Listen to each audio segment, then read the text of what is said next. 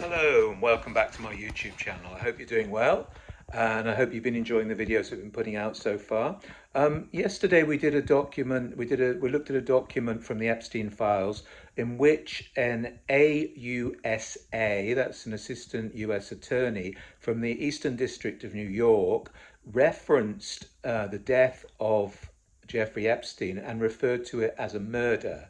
They said that they had spoken to the Office of the Chief Medical Examiner, and the Office of the Chief Medical Examiner had recognised that they had a confidentiality agreement put in place with regard to that death.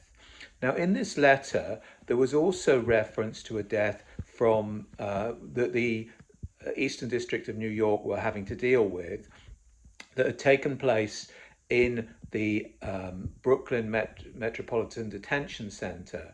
And it was obviously an ongoing question at the time this letter was sent. Now, the letter was sent on the 11th of June 2020.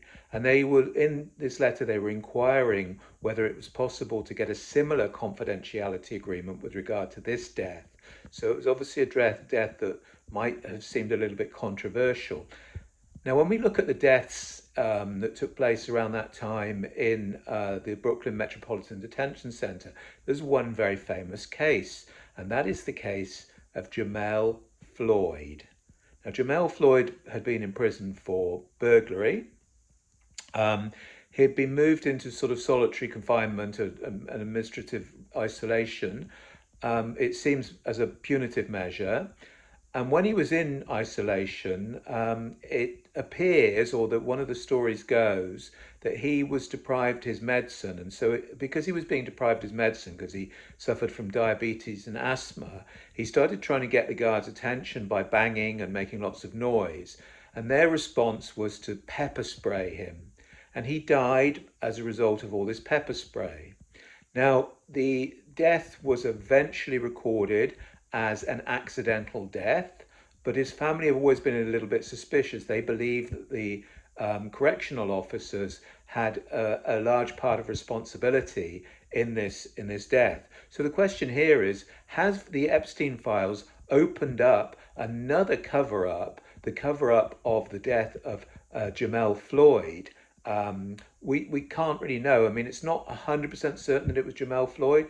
This is a little bit speculative, but it does seem to fit the timeline that we're dealing with. It does seem to be the most controversial recent death. It was just about a week before this letter was sent, and we do know that there were findings that were a little bit controversial in this death. So I really just put this out there for your comments to see what you think of this. Do you think there's any possibility that this is the case that's being referenced? We don't know for certain because it doesn't say, but Jamel Floyd is mentioned. The death of Jamel Floyd is mentioned several times in the Epstein Files. If you do a search for Jamel Floyd in the Epstein Files, you will get hits. And it's nothing to do with Jamel's relationship with Epstein, because he doesn't seem to have had one. It's all about his death. Anyway, so I just thought I'd bring this up. I'm really interested in your comments. And I hope that the family of Jamel Floyd do get some closure on this issue, and I hope they find some justice. So thank you very much for your attention. If you've enjoyed the video, please put a like on it, please comment on it, and please subscribe to my channel. Thanks very much. See you soon.